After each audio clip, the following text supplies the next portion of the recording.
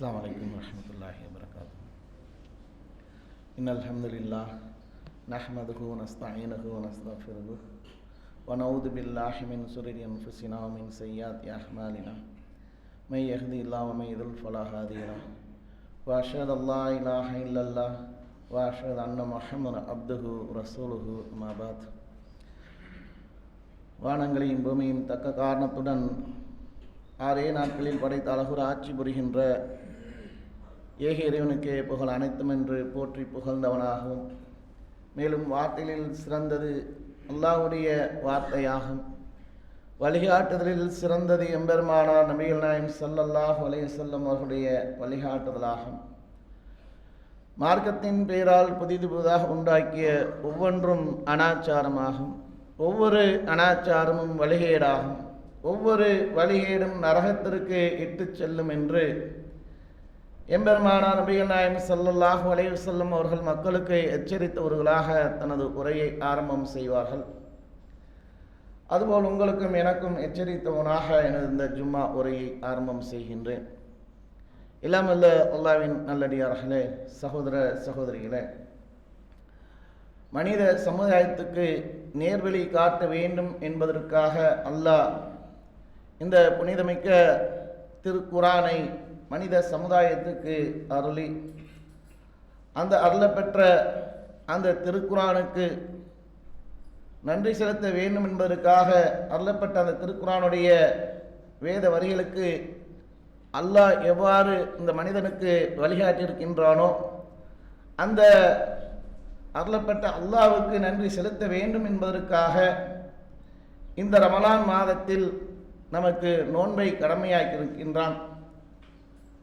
அந்த நோன்பை பற்றி அல்லாஹ் சொல்லக்கூடியதாக அல்லாஹ்வின் தூதர் நபிகள் நாயகம் ஸல்லல்லாஹு அலைஹி வஸல்லம் அவர்கள் சொல்றாங்க, நோன்பை தவிர மற்ற அனைத்து செயல்களும் ஆதமுடைய மகனுக்குரியதாகும், இந்த நோன்பு எனக்குரியதாகும் என்று அல்லாஹ் சொல்வதாகும்.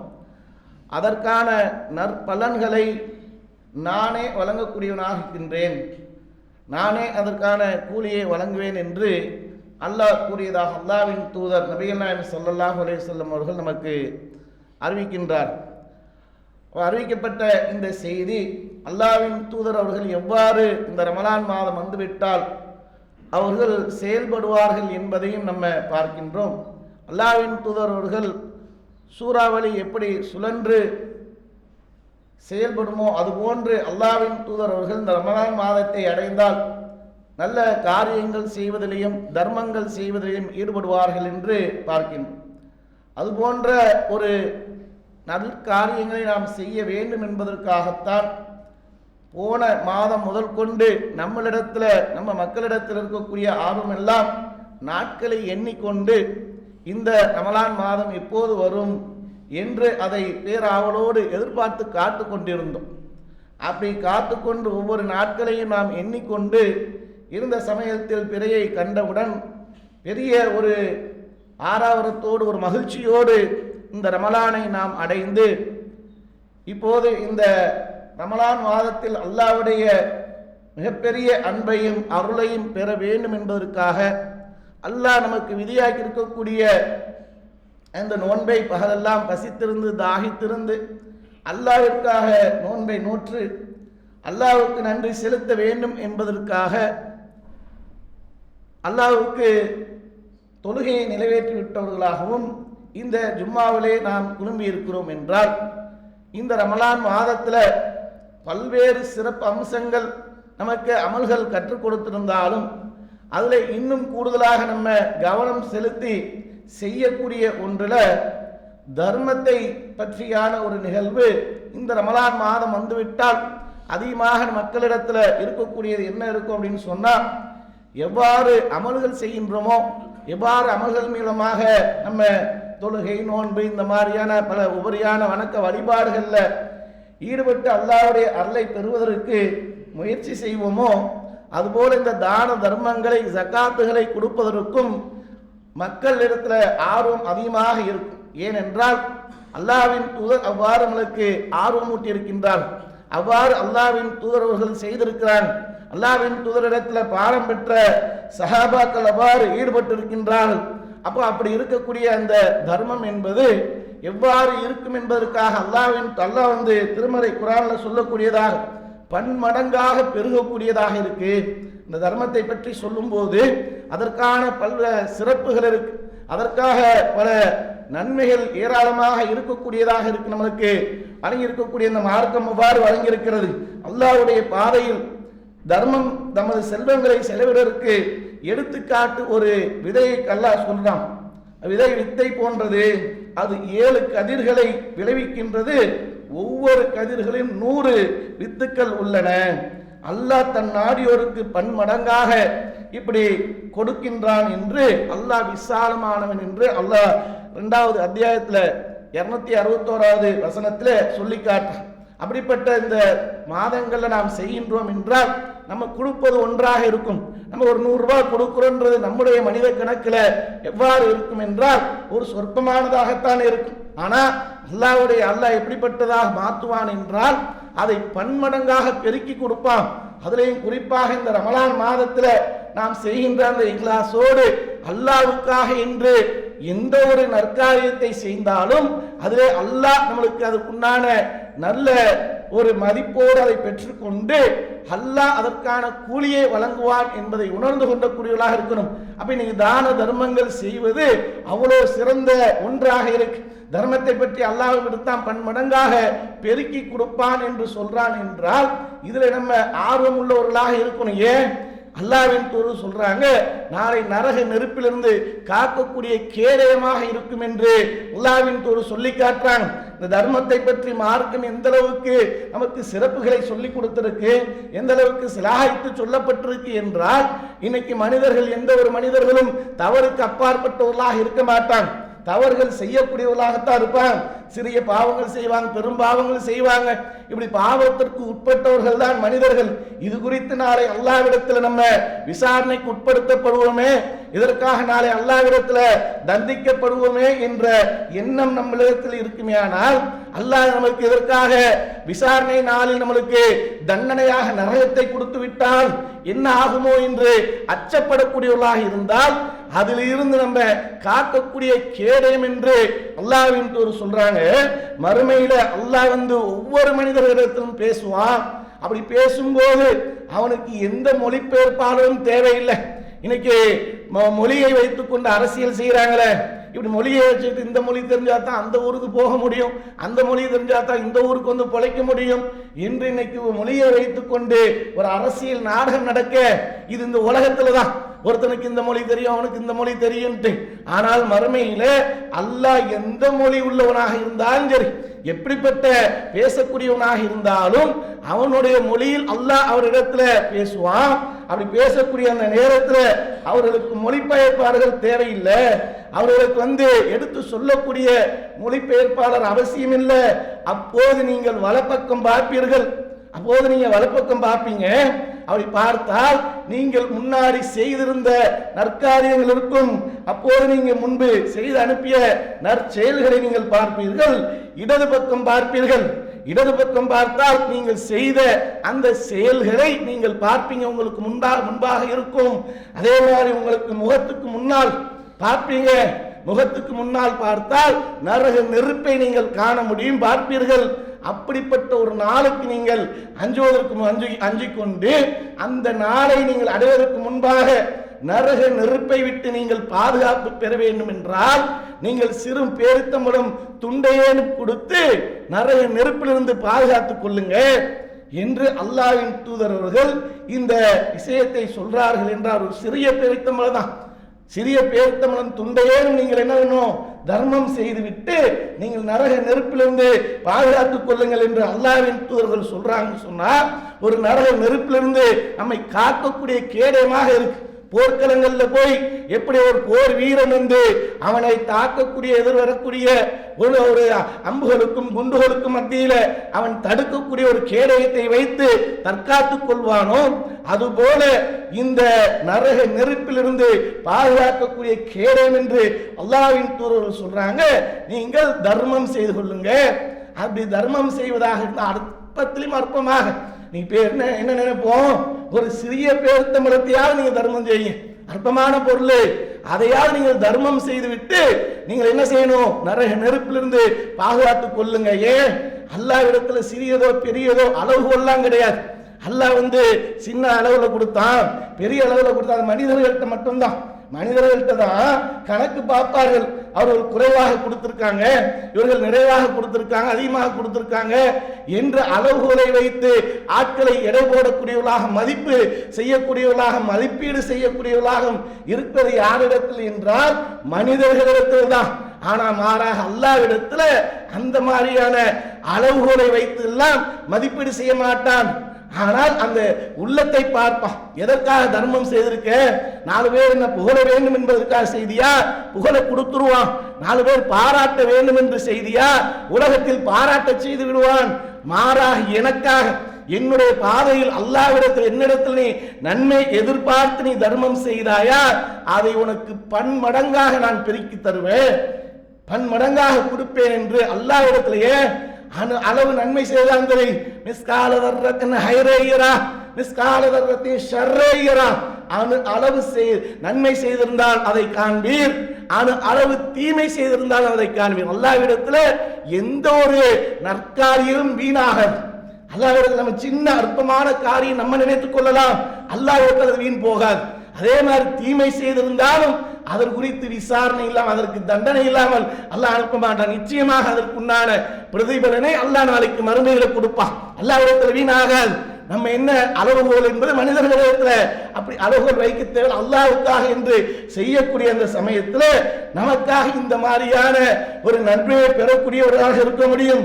அதே நேரத்தில் பாருங்க, பாவத்திற்குண்டான பரிகாரமாக அல்லாஹ் சொல்லக்கூடியது என்ன, நீங்கள் தர்மங்களை வெளிப்படையாக செய்தால் அதுவும் நல்லது, அதை நீங்கள் மறைத்து ஏழைக்கு வழங்கினால் அது உங்களுக்கு மிகவும் நல்லது என்று சொல்லிவிட்டு அது உங்களை தீமைகளில் இருந்து காத்து அழிக்கக்கூடியதாக இருக்கு, உங்களுடைய தீமைகளை அழித்து விடும் என்று சொல்றான் அல்லாஹ். நீங்கள் செய்பவற்றை நன்கறியக்கூடியவன் என்று அல்லாஹ் சொல்றான் திருமறை குர்ஆன்ல. நீங்கள் தர்மம் செய்றீங்க, தர்மம் செய்யறோம், நமக்கே தெரியாம சிறு சிறு பாவங்கள் எல்லாம் செய்திருப்போம், நமக்கே அறியாமல் என்ன பண்ணிருப்போம், 4 பேருக்கு மத்திய 4 பேர் இன்னைக்கு நண்பர்கள் ஒன்று சேர்ந்துட்டோம் வைங்களேன், 4 பேர் ஒன்று சேர்ந்தாலே என்ன பேசுவோம், நம்மளை பத்தி இன்னைக்கு பேசக்கூடியவர்களாக இருக்கிறாங்களா? இன்னைக்கு நண்பர்கள் 4 பேர் சேர்ந்துட்டாங்கன்னா 4 பேர் அந்த 40 பேர் வெளியில இருக்கக்கூடிய எவனாவது ஒருத்தனை பத்தி குறைகளை சொல்லிக்கொண்டு, அவன் செய்ததை சொல்லிக்கொண்டு, செய்யாததையும் சொல்லிக்கொண்டு, அவன் இன்னார் இப்படி செய்தானாம், அவன் இன்னார் இப்படி செய்தானாம் இப்படின்ட்டு இன்னைக்கு சர்வ சாதாரணமாக அதை ஒரு பெரிய ஒரு பொருட்டாக எடுத்துக்கொள்ளாமல் இன்னைக்கு பேசுறோமா இல்லையா? அதற்கு வியாக்கியானம் வேற கொடுப்போம். அவரிடத்துல என்ன இல்லாததையா நான் பேசுறேன், இருக்கிறது தானே பேசுறேன். இருக்கிறத பேசுறது என்ன, நான் அவதூறா சொல்லிட்டேன், அவன்கிட்ட இருக்கிறத பேசுறது அல்லாஹ் சொல்றான். வயலுள்ளி குள்ளி ஹுமசத்தில் லுமசா, குறை கூறி புறம் பேசி திரிபவனுக்கு கேடுதான், அவன் உத்தமாவில் எரியப்படுவான். உத்தமா என்றால் என்னவென நமக்கு தெரியுமா? அது அல்லாஹ்வினால் மூட்டப்பட்ட நெருப்பு. குறை என்றால் இருக்கிறத சொல்றதுதான். நம்ம என்ன நினைப்போம், ஒரு நண்பர்களுக்கு மத்தியில டெய்லி பார்க்கக்கூடியவர்களுக்கு மத்தியில கூட ஒருத்தர் பார்த்தா ஃபஜர் தொழுகைக்கு வந்து கொண்டே இருப்பார், ஃபஜர் தொழுகைக்கு வந்திருப்பாரு, திடீர்னு ஏதாவது ஒரு வெளியூர் போயிருக்கலாம், இல்ல அலுவலகத்தில் வர முடியலாம், இல்ல உண்மையிலேயே அவருக்கு சோம்பேறித்தனத்தினால ஃபஜர் தொழுகை கூட தொழுகாம கூட இருக்கலாம். அவர் குறித்து இங்க பேசுவாங்க. 4 பேர் பார்த்தியா தொழுகைக்கே வரல, அவன் நம்ம நல்லதை தானே பேசுறோம், நல்லது அவனை பத்தி என்ன பேசுறோம், தொழுகைக்கு வரலன்னு தானே பேசிக்கிட்டு இருக்கோம். அவன் தொழுகாக இருக்கிறான் அதைத்தானே பேசுறோம். எவ்வளவு வாய் பேசுறான், ஆனா பத்தியா தொழுகைக்கு வந்தானா இப்படின்னு பேசுவோம். கேட்டா அவன்கிட்ட இருக்கிறத நதி தொழுகைக்கு வரமாட்டேங்கிறான், அதைத்தானே பேசணும். அவரிடத்துல குறை இருந்தால் அவரை நாம் சுட்டி காட்டி திருத்துவதுதான நல்ல பண்பு. அவரிடத்துல ஒரு தவறு இருக்குமே ஆனால் அவரிடத்துல அழகான முறையில உபதேசம் செய்து, என்னங்க பஜர் தொழுகைக்கு வரலையா, பஜர் தொழுகை என்பது எவ்வளவு பெரிய நன்மை, அப்படி அல்லாஹ் இந்த உலகத்தை விட சிறந்தது என்று அதில் இருக்கக்கூடிய 2 ரக்காயத்தை பற்றி அல்லாஹ்வின் தூதர்களுக்கு சொல்லி இருக்க, அப்படிப்பட்ட ஒரு தொழுகையை நீங்கள் புறந்தள்ளியோட அலட்சியமாக வீட்டில் படுத்துக்கொண்டு தூங்கி கொண்டிருக்கீங்களே, நீங்க அதை மாற்றிக்கொள்ளுங்க, திருந்தி கொள்ளுங்க, அல்லாஹ்வுக்கு நன்றியோடு வருகிறாங்க இப்படின்னு உபதேசம் பண்ணலாம் தானே. அவரிடத்தில் பேசுவது கிடையாது. மாறாக என்ன, நம்ம 4 பேர் சேர்ந்துக்கிட்டு பேசு, இப்படியெல்லாம் நம்மளுக்கு என்ன, இதெல்லாம் ஒரு பெருசா இல்லாம இப்படி பாவங்கள் நம்ம தினந்தோறும் ஏதாவது ஒரு வகையில நம்ம செய்து கொண்டேதான் இருப்போம். ஒரு வியாபாரம் செய்தால் சர்வ சாதாரணமாக என்ன பண்ணுவோம், அதை பொய்ய சொல்லிடுவோம். ஒருத்தர் வந்து ஒரு 10 ரூபா குறைச்சு கேட்டாருன்னா முடிஞ்சா முடியும்னு சொல்லலாம், இல்லைன்னா இல்லைன்னு சொல்லிட்டு போகலாம். இன்னும் என்ன நிர்பந்தம் வரப்போகுது, அது ஒரு பெரிய நிர்பந்தம் வரப்போறது இல்லை. அது என்ன நம்மளுக்கு என்ன மறுமையில அது குறித்து விசாரிக்க போறானல்ல. இந்த அடியார் வந்து உன்னிடத்தில் கேட்டாரு, நீங்க விலை குறைத்து கொடுத்தாயான்னு கேட்பானா, அப்படி கேட்க மாட்டான். அந்த இடத்துல நீ பொய் சொன்னியா உண்மை சொன்னியா அதைத்தான் கேட்பான். எனக்கு 10 ரூபா குறைச்சு கொடுன்னா லாபமே 2 ரூபா தாங்க, நீங்க 10 ரூபா குறைக்க சொல்றீங்களா, 50 ரூபா கூட லாபம் இருக்கும். சாதாரணமா என்ன பண்ணுவோம், அதுல 2 ரூபா தான் லாபம், 2 ரூபா லாபத்துக்கு மேல வியாபாரமே பண்ண முடியல, நீங்க 10 ரூபா குறைக்க சொல்றீங்க, அதெல்லாம் எனக்கு நஷ்டத்துக்காக வியாபாரம் பண்ண முடியும். இப்படின்னு என்ன பண்ணுவாங்கன்னா அந்த வியாபாரத்தை விடக்கூடாது என்பதற்காக அடி ஒரு போற போக்க ஒரு பொய்ய சொல்லிடுறது. இவன் இப்படி பேசினா இது குறித்து நாளைக்கு மறுமையில விசாரிப்பானா இல்லையா, அல்லாஹ் 50 ரூபா லாபம் கிடைச்சா சொல்ல தேவையில்லை, மறைக்க அவர்களை வெளிப்படுத்த தேவையில்லை, அது குறித்து அல்லாஹ் விசாரிக்க போறதில்லை, ஏன் வெளிப்படுத்துறேன்னு. ஆனா மாறாக பொய் சொன்னா அல்லாஹ் விசாரிப்பானா இல்லையா? அப்ப இதெல்லாம் அஞ்சுவது கிடையாது. இதெல்லாம் நம்ம ஒரு இயல்பாக என்ன பண்றோம்னா சரி கொண்டு நம்ம ஒரு பாவத்தை செஞ்சுக்கிட்டே போறோம், அது தீமைகள் அதிகரிச்சுக்கிட்டே போகுமே. இதற்கு பரிகாரமாகத்தான் அல்லாஹ் சொல்றான், நீங்கள் செய்யக்கூடிய தீமைகளுக்கு பரிகாரமாக நீங்க அளித்துரும். நீங்க செய்யக்கூடிய தர்மம் இருக்கு, நீங்க மக்களுக்கு ஏழை எளியவர்களுக்கு கொடுக்கிறீங்களே, நல்ல வரிகளுக்கு கொடுக்கிறீங்களே, அல்லாஹ்வின் பாதையில் செலவிடுகிறீர்களே, இப்படி செலவிடக்கூடிய ஒவ்வொரு தர்மமும் உங்களுடைய தீமைகளை அழித்தொழிக்கக்கூடியதாக இருக்கு என்று அல்லாஹ் சொல்கின்றான். என்றால் இந்த மாதிரியான காரியத்தில் நம்ம எவ்வாறு ஈடுபடக்கூடியவர்களாக இருக்கணும், இது அல்லாஹ்வுக்காகத்தான் இருக்கும். எந்த ஒன்றாக இருந்தாலும் சரி, தர்மம் செய்தால் அல்லாஹ்வின் தூதர் சொல்லி இருக்கிறாங்க, இறைவனுடைய அன்பு பிரியம் இருக்குமா.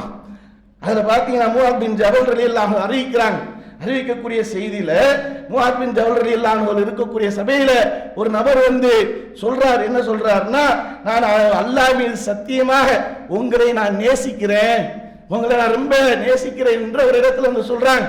அப்படி சொன்னவனே கேட்கிறாங்க, முஆத் பின் ஜபல் ரலியல்லாஹு அன்ஹு கேட்கிறாங்க, என்னை நீ உண்மையிலேயே அல்லாஹ்வின் மீது ஆணையா நேசிக்கிறாயா? ஆமா, என்னை உண்மையிலேயே அல்லாஹ்வின் மீது ஆணையாக ரொம்ப நேசிக்கிறாயான்னு கேட்கிறாங்க. ஆமா நேசிக்கிறேன்.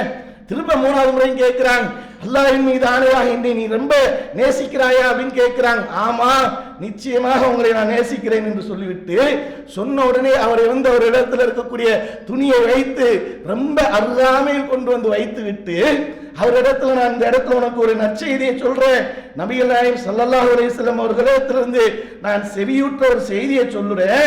என்னுடைய விஷயத்தில் ஒருவருக்கொருவர் யார் நேசித்துக் சொல்வாரோ, என்னுடைய விஷயத்தில் யார் அவர்கள் அமர்ந்து கொள்வாரோ, அல்லாஹ்வுக்காக அமர்ந்து கொண்டு நல்ல விஷயத்தை கேட்கக்கூடியவர்களை பற்றி சொல்றாங்க. என்னுடைய விஷயத்தில் போட்டி போட்டுக் கொண்டு யார் செலவு செய்கின்றார்களோ, தர்மம் செய்கின்றார்களோ, அவர்கள் என்னுடைய பிரியம், என்னுடைய அன்பு உறுதியாகிவிட்டது என்று அல்லாஹ்வின் தூதரவர்கள் அல்லாஹ்வுடைய அன்பு உறுதியாகிவிட்டதாக சொல்றாங்க என்று அல்லாஹ்வின் தூதர் சொன்ன செய்தியை சொல்றாங்கன்னு சொன்னா எப்படிப்பட்ட ஒன்றாக இருக்கு. படைத்தவனுடைய பிரியம் கிடைக்க வேண்டும் என்றால் இந்த மாதிரி தர்மம் செய்கின்றமே, இப்படி தர்மம் செய்யக்கூடியது படைத்தவனுடைய அன்பையே பெறக்கூடிய அளவுக்கு நம்மளுக்கு மிகப்பெரிய ஒரு பாக்கியம் நிறைந்த ஒன்றாக இருக்கு. ஏனென்றால் அப்படிப்பட்ட இறைவன் எப்படி ஒரு மிக படைப்பாளனாக இருக்கிறான், இந்த அண்ட சராசரிகளை படைத்து பரிபாலிக்கக்கூடியவனாக இருக்கின்றான். அவனுடைய அன்பு கிடைக்கிறதா இருந்தால் சாதாரணமா, அவனுடைய பிரியம் நம்மளுக்கு கிடைக்கிறதா இருந்தால் சாதாரணமா? இன்னைக்கு ஒரு சாதாரண ஒரு வார்டு கவுன்சிலர் நம்மளை பார்த்து பாய் வாங்க பாய் அப்படின்னு சொல்லிட்டு ஒரு விஷ் பண்ணிட்டு போயிட்டாலே அப்படி நம்மளுக்கு என்னமோ பெரிய குழுன்னு இருக்கும். பார்த்தியா, நம்ம வார்டு கவுன்சிலர் நம்மளை பார்த்து விஷ் பண்ணிட்டு போறாரு. ஒரு எம்எல்ஏ நம்மளை அறிந்து வைத்திருந்தா போதும், ஒரு அதிகாரி நம்மளை தெரிஞ்சு வச்சிருந்தா போதும், உடனே நம்மளுக்கு என்னவாக இருக்கும்னா அவர் வந்து நம்ம ரொம்ப பாசமா பேசிட்டாருன்னு வைங்க, ரொம்ப அப்படியே நம்மளுக்கு பூரிப்பு ஏற்பட்டுரும், சந்தோஷம் ஏற்பட்டுரும். ஒரு அற்பமான இந்த உலகத்துல சாதாரண ஒரு பொறுப்புல ஒரு பதவியில இருக்கக்கூடிய ஒரு மனிதனுடைய ஒரு பிரியம், ஒரு பாசனம், ஒரு அறிமுகம் இருந்தாலே எவ்வாறு நம்மளுக்கு ஒரு சந்தோஷம் ஏற்படுது. இந்த உலகத்துல அழியக்கூடிய உலகம், அப்படிப்பட்ட ஒரு நிலையில படைத்த அந்த சராசரங்களை படித்திருக்கக்கூடிய அந்த ரப்பல் ஆலமீன் நம் மீது பிரியம் வைத்திருக்கிறான் என்றால், பிரியம் ஏற்படும் என்றால் ஒரு காரியத்தினால, அப்படின்னா அதற்கு நம்ம எவ்வாறு செலவு செய்யக்கூடியவர்களாக இருக்கணும், எவ்வாறு அதில் ஈடுபடக்கூடியவர்களாக இருக்கணும். அப்ப அப்படியெல்லாம் நம்மளை வந்து தயார்படுத்திக் கொள்ளக்கூடியவர்களாக இருக்கணும். அதை அல்லாஹ் வந்து சொல்றான் 23வது அத்தியாயத்துல 59வது வசனத்துல சொல்றான், உள்ளங்கள் நடுங்குமா, நடுங்குவதை பத்தி சொல்றான். உள்ள நடுங்கக்கூடியவர் யார் என்றால் தமது இறைவனுடைய அச்சத்தால் நடுங்குவார்கள். எல்லாம் பட்டியலிடுறான். தமது இறைவனின் அச்சத்தால் நடுங்குவார்கள், தமது இறைவனின் வசனங்களை அவர்கள் நம்புவார்கள், தமது இறைவனுக்கு இணை வைக்காதவர்கள் தம் இறைவனிடம் திரும்பி செல்லவிருக்கிறோம் என்று அவர்கள் உள்ளம் அஞ்சிய நிலையில கொடுக்க வேண்டிய தர்மத்தை அவர்கள் கொடுப்பார்கள். கொடுக்க வேண்டிய தர்மத்தை அவர்கள் கொடுத்து விடுவார்கள். அல்லாஹ்வுடைய அந்த பயத்தினால, அல்லாஹ்வுடைய அச்சத்தினால் அவர்கள் கொடுப்பாங்க. ஆகியோரோ நன்மையான காரியங்கள் விரைந்திருக்கக்கூடியவர்கள் என்று அல்லாஹ் இந்த வசனத்தின் மூலமாக தெளிவுபடுத்துறான். அப்ப எப்படிப்பட்ட உள்ளங்களை நடுவணும். நம்மளிடத்துல பொருளாதாரம் இருக்கு என்றால் அதுல சேர்ந்து கொண்டே இருக்கு, அப்படியே நம்ம செல்வங்கள் உயர்ந்து கொண்டே இருக்கு, அல்ல மிகப்பெரிய ஒரு பரக்கத்தை கொடுத்துக்கிட்டே இருக்கிறான் அப்படின்னு சொன்னா அது நம்மளுக்கு மகிழ்ச்சி இருக்கக்கூடாது. நம்மளிடத்துல இருப்பது நமக்குரியது கிடையாது. நம்மளிடத்துல இருப்பது நமக்குரியதா? கோடிகள் வரட்டுமே, தங்க குவியல்கள் வரட்டுமே, வெள்ளி குவியல்கள் வரட்டுமே, வந்திருந்தால் அது நமக்குரியதா? நமக்குரியது கிடையாது. அது நம்மை விட்டு செல்லக்கூடியது. எதை நாம் தர்மம் செய்திருக்கின்றோமோ அதுதான் நமக்குரியது. அல்லாஹ்வின் தூதர் அவர்கள் ஒரு சமயத்தில் ஒரு ஆட்டை அறுத்து பலியிட்டு அவர்கள் வந்து அண்டை வீட்டார்களுக்கு பங்கிட்டு கொடுக்கிறாங்க. அப்போ ஒரு அன்னை ஆயிஷா ரலியல்லாஹு கேட்கிறாங்க, ஆயிஷாவே என்ன இருக்கு அப்படின்னு கேட்கிறாங்க. என்ன இருக்குன்னு கேட்ட உடனேயே அல்லாஹ்வின் தொட்டு சொல்றாங்க, அல்லாஹ்வின் தூதரே ஒரு ஆட்டு சப்பையை தவிர வேறு எதுவும் இல்லை அப்படின்றாங்க. அப்படி சொல்லாத ஆயிஷா அப்படின்றாங்க. அப்படி சொல்லாத, எது நம்மளிடத்தில் இருக்கின்றதோ அது நமக்குரியது கிடையாது. எதை நாம் மக்களுக்கு கொடுத்திருக்கின்றோமோ அதுதான் நமக்குரியது. தர்மம் செய்திருந்தா இது நமக்காக மறுமையில வரும். சேர்த்து வச்சுட்டோம், பல கோடிகளை வைத்திருக்கோம், பல பங்களாக்களை வைத்திருக்கோம், பல லட்சங்களை வைத்திருக்கிறோம். நம்ம விட்டு செல்லக்கூடிய நம்ம அதையெல்லாம் போட்டு மண்ணுக்கு பதிலாக செல்வங்களை போட்டு புதைத்தால் கூட அது நம்மளுக்கு பலன் தருமா? பலன் தரவே தராது. நம்ம எதை கொடுத்திருக்கின்றோமோ அதுதான் நமக்குரியது. அப்ப அதெல்லாம் உணர்ந்தவர்களாகத்தான் அல்லாஹ்வின் தூதர் இந்த மாதிரியான விஷயங்களை இவ்வாறு செயல்பட்டார்கள் என்றார். மனிதனுடைய இயல்பு எப்படிப்பட்ட ஒன்றாக இருக்கும் என்றால், நம்மளிடத்துல இது மாதிரியான நற்காரியங்களுக்கு செலவு செய்ய வேண்டும் என்று ஆசைப்படக்கூடியவர்கள் இருப்பான். அப்படி ஆசைப்படக்கூடியவர்கள் இருந்தா என்ன வரும்னு சொன்னா கொடுக்க வேண்டும் என்று எண்ணம் வருகிறது. ஆனால் இல்லையே, கொடுப்பதற்கு என்னிடத்தில் பொருளாதாரம் இல்லையே, என்னிடத்தில் வசதி வாய்ப்பு இல்லையே, நான் என்ன செய்வது என்று தட்டை கழித்து விட்டு செல்லக்கூடியவர்களாக இருக்கும். எண்ணம்லாம் இருக்கு, ஆசையெல்லாம் இருக்கு, ஆனால் என்னிடத்துல இல்லை, என்ன செய்வது அப்படின்ட்டு ஒதுங்கி போயிடுவோம். யாராவது நம்மளிடத்தில் கேட்டு வந்தால் அப்படியே என்ன பண்ணுவோம், நகர்ந்துருவோம். ஆனால் அல்லாஹ்வின் தூதர் அப்படிப்பட்ட ஒரு நிலையில் அவர்கள் இந்த தர்ம விஷயத்தை மக்களுக்கு தேவைகளை அவர்கள் பூர்த்தி செய்வதில் அப்படி ஈடுபடல. எப்படி ஈடுபட்டார்கள் என்றால், அந்த முலர்கூட்ட சம்பவங்களுக்கு அப்படியே முத்தாய்ப்பாக கண்ணுக்கு தெரியுது எப்படி செயல்பட்டிருக்காங்க. அல்லாஹ்வின் தூதர் எந்த அளவுக்கு வறுமையில் உள்ளவங்க, எந்த அளவுக்கு அவர்கள் வந்து சாப்பிடுவதற்கு வழி இல்லாத ஒரு நிலையில் இருந்தாங்க. மாதக்கணக்கில் அடுப்பு பத்த வைக்காத அளவுக்கு அல்லாஹ்வின் தூதருடைய அந்த வீடுகள் இருந்தது என்று நம்ம ஹதீஸ்கள்ல பார்க்கிறோமே. இவ்வளவு வறுமையில் உள்ளவங்க தான். அப்படி இருக்கும்போது அல்லாஹ்வின் தூதர்களை நோக்கி அந்த முழல் கூட்டம் வரும்போது ஆடை இல்லா, ஆடை கிழிந்தவர்களாக, செருப்பணிதாரர்களாக, வறுமையில் ரொம்ப வாடியவர்களாக அவர்களை நோக்கி அல்லாஹ்வின் தூதரை நோக்கி வரும்போது அல்லாஹ்வின் தூதருடைய முகமெல்லாம் சிவந்து விட்டு அந்த இடத்துல பிலால் ரலியல்லாஹு அன்ஹு அறிவிக்கிறான், தொழுகைக்கு அழைப்பு கொடுங்கள் என்று சொல்லிவிட்டு மக்களை எல்லாம் தொழுகைக்கு அழைப்பு கொடுத்து விட்டு அங்கே தொழுது விட்டு மக்களுக்கு எச்சரிக்கை செய்தான். 2 குர்ஆன் வசனத்தை தான் அல்லாஹ்வின் தூதர் போட்டான், எச்சரிக்கை செய்தான். போய் உங்களுடைய தேவைகளை பூர்த்தி செய்வதற்கு உங்களுடைய இல்லங்களிலிருந்து பொருளாதாரத்தை கொண்டு வாருங்கள் என்று சொன்ன மக்கள் எல்லாம் கோடீஸ்வரர்கள் கிடையாது, வீடுகளிலே அடுக்கி பணத்தை வைத்திருக்கக்கூடியவர்கள் கிடையாது, பொருளாதாரத்தை நிரப்பி வைத்திருப்பவர்கள் கிடையாது. ஆனால் இல்லங்களுக்கு ஓடோடி சென்று அவர்களிடத்தில் இருக்கக்கூடிய எல்லாத்தையும் கொண்டு வந்து அங்கே அல்லாஹ்வின் தூதர் முன்னாடி கொடுத்தார்கள் என்றால் அதன் மூலம் அவர்களுடைய தேவைகளை அல்லாஹ்வின் தூதர்கள் பூர்த்தி செய்தாங்க. நம்மளிடத்துல இல்ல, நம்ம பார்க்கிறோம் அவர்கள் வறுமையாக இருக்கிறாங்க, அதை விட நம்மளுக்கு வறுமையாக இருக்கு, நம்மளிடத்துல கொடுக்கிறதுக்கு ஒண்ணும் இல்லை இப்படின்ட்டு அல்லாஹ்வின் தூதர் கடந்து செல்லல. அங்கே இறைவசனத்தை 2 சொல்லி மக்களுக்கு எச்சரிக்கை செய்து அந்த இடத்துல அவருடைய தேவையை பூர்த்தி செய்தாங்க. அதே மாதிரி இன்னொரு சபையில் உட்கார்ந்து இருக்கும் போது ஒரு கிராமவாசி வருகின்றார். அப்படி கிராமவாசி வரும்போது அவர் சாப்பிடுவதற்கு வழி இல்லாத நிலை, ரொம்ப பசியோடு வராங்க. அல்லாஹ்வின் தூதருக்கு ஏதாவது பசியாறுவதற்கு கொடுக்க வேண்டும் என்று நினைக்கிறாங்க. ஆனால் என்னன்னா அல்லாஹ்வின் தூதர் வீட்டுக்கு அழைத்துட்டு போய் கேட்டுட்டு வர சொல்றாங்க திறமை தோழர்கள்ட்ட, அல்லாஹ்வின் தூதரே வீட்டில் பச்சை தண்ணியை தவிர வேறு எதுவும் இல்லையா என்று பதில் வருகிறது.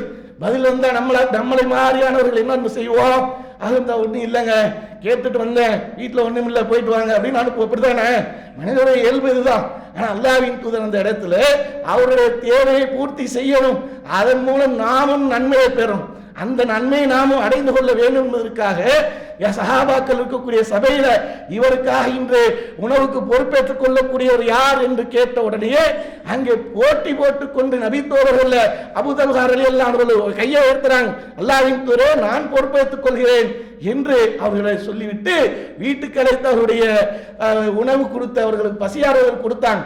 அந்த இடத்துல அல்லாஹ்வின் தூதர் எப்படி செயல்பட்டாங்க, நம்மளிடத்தில் இல்லை என்று ஒதுங்கிக் கொள்ளல, மாறாக யார் மூலமாவது அந்த தேவைகளை பூர்த்தி செய்ய வைத்து அதனுடைய நன்மையும் அடைந்து கொள்ள வேண்டும் என்று அல்லாஹ்வின் தூதர் அந்த இடங்கள்ல அந்த தர்ம விஷயங்கள்ல ஆர்வமாக இதை விட்டுவிடக் கூடாது, எனக்கு வந்த வாய்ப்பை நான் தவறு விட்டுவிடக் கூடாது என்பதற்காக அவ்வளவு தெளிவாக செயல்பட்டார்கள்.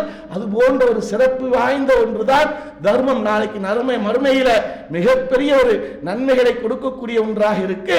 நாளை நரக நெருப்பிலிருந்து பாதுகாத்து சொர்க்கத்திற்குண்டான வழியை காட்டக்கூடிய ஒன்றாக இருக்கு. அப்படிப்பட்ட ஒரு தர்மங்களை நாமும் இந்த ரமலான் மாதத்தில் அதிகமாக மக்களுக்கு செய்வதன் மூலமாக அதனுடைய நன்மையை வல்ல நாயகனிடத்தில் நேரடியாக பெற்று சொர்க்கத்தை பெறக்கூடிய வாய்ப்பினை அல்லாஹ் நம்மளுக்கு அனைவருக்கும் தந்தருள்புரான பிரார்த்தித்து எனது உரையை நிறைவு செய்கின்றேன்.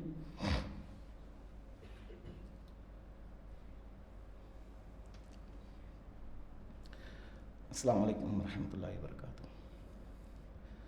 தமிழ்நாடு தௌஹீத் ஜமாத் சார்பாக பல்வேறு சேவை நிறுவனங்கள், கல்வி நிறுவனங்கள் இவையெல்லாம் நடத்தி கொண்டு வருகின்றோம். தாங்கள் அறிந்த ஒன்றுதான், சேவை நிறுவனமாக முதியோர் இல்லம் நடத்துகிறோம், சிறுவர் இல்லம் நடத்துகிறோம், ஆண்கள் தாவா சென்டர், பெண்கள் தாவா சென்டர், இஸ்லாத்தை ஏற்று வரக்கூடியவர்களுக்காக அவர்களுக்கு இஸ்லாத்தை சொல்வதற்காக அந்த தாவா சென்டர் மதுரையில் இயங்கி வருகிறது. இது அல்லாமல் கல்வி நிறுவனமாக இஸ்லாமிய கல்லூரி திருச்சியில் 3 வருட ஆலிம்கள் அந்த வகுப்பு, 4 வருட ஆலிம்கள் வகுப்பு அந்த கல்லூரி நம்ம நடத்தி கொண்டு வருகின்றோம். நாம் இன்னைக்கு சொல்லக்கூடிய இந்த ஏகத்துவம் பிற மக்களுக்கு அடுத்த தலைமுறைகளுக்கு நம்ம கடத்தி செல்ல வேண்டும் என்பதற்காக இந்த கல்லூரியை மிகப்பெரிய ஒரு சிரமத்துக்கு மத்தியில் இந்த கல்லூரியை நம்ம நடத்தும். அதே மாதிரி பல காரிகளை உருவாக்கணும், குர்ஆன் மனனம் செய்த காரிகளை உருவாக்க வேண்டும் என்பதற்காக இஃப்லு மர்சா திருச்சியில் நடத்தி கொண்டு வரும். இது அல்லாமல் பெண்களுக்காக பிரத்யேகமாக மதுரையில் 1 வருட ஆலிமா வகுப்புக்காக அந்த கல்லூரி நடத்துகிறோம். மேலப்பாளையத்தில், நெல்லை மேலப்பாளையத்தில் அல் இர்ஷாத் பெண்கள் கல்லூரி 3 வருட ஆலிமா வகுப்புக்காக அந்த 3 வருட வகுப்பு நடத்துகிறோம். இது போன்ற சேவை நிறுவனங்கள், கல்வி நிறுவனங்கள் அனைத்துமே நம்ம மக்களிடத்திலிருந்து ஜக்காத்துகளையும் நன்கொடைகளையும் வாங்கித்தான் அல்லாஹ்வுடைய மாபெரும் உதவியால் இந்த செலவினங்களை ஒவ்வொரு வருடமும் செய்து கொண்டு வரும். மாநில தலைமைக்கான இந்த மாதத்தில் செய்யக்கூடிய வசூல் தான், நீங்கள் கொடுக்கக்கூடிய ஜக்காத் மற்றும் நன்கொடைகள் தான் இந்த அத்துணை செயல்பாடுகளுக்குமே ஒரு பெரிய ஒரு உதவியாக இருந்து கொண்டு வருகிறது. ஆகையால் அதில் பார்த்தீங்கன்னா அந்த இஸ்லாமிய கல்லூரி என்பது நம்ம அடுத்தடுத்த தலைமுறைகள் இன்னைக்கு நமக்கு கிடைத்த ஏகத்துவம் பிற மக்களுக்கு கிடைக்க வேண்டும் என்பதில் ரொம்ப அரும்பாடுபடக்கூடியவர்களாக நம்ம இருப்போம். மற்ற சமுதாயத்தை அடுத்த தலைமுறைகளுக்கு கிடைக்கணும் என்பதில் நம்ம ஆர்வம் காட்டும். அதற்காகத்தான் இந்த கல்லூரி எந்த அளவுக்கு என்றால் வருடத்துக்கு கிட்டத்தட்ட 20 லட்சம் ரூபாய் அளவுக்கு பற்றாக்குறையில் போய்கிட்டு இருக்கு. அப்படி போய்கிட்டு இருந்தாலும் அதை ஒரு பெரிய ஒரு நெருக்கடிக்கு மத்தியில் தான் என்ன செய்யறோம்னா நடத்துகிறோம். ஏன் அப்படின்னு சொன்னால் இது நம்மளுக்கு அவசியமான ஒன்று. இன்னைக்கு அடுத்த தலைமுறைகளை நம்ம ஏகத்துவத்தின்பால் அழைக்கக்கூடிய ஒரு ஆளுமைகளை உருவாக்கக்கூடிய ஒன்று. இதற்கு நம்ம எந்த வகையிலையும் பொருளாதார நெருக்கடியை வைத்து கொண்டு அதில் நடத்தலாமா நடத்தக்கூடாதா என்ற கேள்விகள் வந்துவிடக்கூடாது என்பதற்காக அதை ரொம்ப சிரமப்பட்டு நடத்தணும். இந்த மாதிரியான நெருக்கடிகளை குறைப்பதற்காகத்தான் ரமலான் மாதத்தில் ஒரு ஜும்மா வசூலும் ரபியுல் அவ்வல் மாதத்தில் ஒரு ஜும்மா வசூலும் தலைமை சார்பாக நம்ம எடுத்து அந்த பொருளாதார பற்றாக்குறைகளை நம்ம பூர்த்தி செய்துட்டு வரோம். அதற்காக அடுத்த வார ஜும்மா வசூல் இன்ஷா அல்லாஹ் இந்த வகைகளுக்கு நம்ம கொடுக்க இருக்கின்றோம். ஆகையால் அதற்கு பொருளாதாரத்தை கொடுக்கக்கூடிய சகோதரர்கள் சகோதரிகள் அதிகமாக பொருளாதாரத்தை கொடுப்பதன் மூலமாக தர்மம் செய்வதன் மூலமாக அந்த கல்லூரி நிறுவனங்கள் சேவை நிறுவனங்கள் அனைத்தும் சிறப்பான முறையில் நடத்துவதற்கு நீங்கள் உதவி செய்ய வேண்டும். அதே நேரத்தில் அந்த கல்லூரிக்காக யாராவது ஒரு நபர்களை நீங்கள் பொறுப்பேற்க ஏற்றுக்கொள்ளலாம். இல்லை பல நபர்களை உங்கள் சொந்த பந்தங்கள் அறிந்தவர்கள் மூலமாக சொல்லி மாதத்துக்கு ஒரு நபருக்கு நீங்கள் பொறுப்பேற்று கொண்டால் இன்னும் இந்த நிறுவனம் எந்த ஒரு பிரச்சனையும் இல்லாமல் செல்லும். அதற்கு ஒரு நபருக்கு ஒரு மாதத்துக்கு 6,931 ரூபாய் உணவு வகை முற்றிலுமாக நம்ம இதை இலவசமாகத்தான் நடத்தும். சொல்லக்கூடிய அனைத்து நிறுவனங்களும் 2 நிறுவனங்களை தவிர அல் இர்ஷாத் மேலப்பாளையத்தில் இருக்கக்கூடிய கல்லூரி, மதுரையில் இருக்கக்கூடிய பெண்கள் கல்லூரியை தவிர்த்து அனைத்துமே முற்றிலுமாக இலவசமாக செய்யக்கூடிய ஒன்றாக இருக்கு.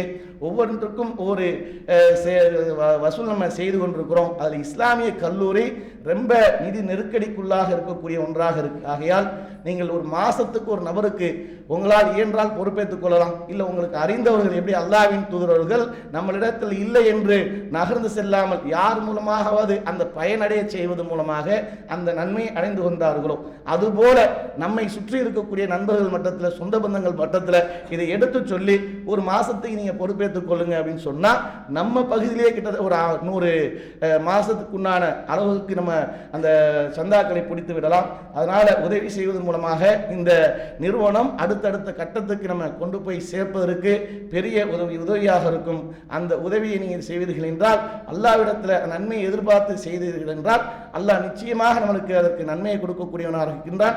அதை மறுமையில் நம்ம சொர்க்கத்தை அடைவதற்குண்டான ஒரு வழிவகையாக இருக்கும் என்று பிரார்த்தித்தவனாக எனது உரையை நிறைவு செய்கின்றேன். வாஹிதவன் அல்ஹம்துலில்லாஹி ரப்பில் ஆலமீன். அஸ்ஸலாமு அலைக்கும்.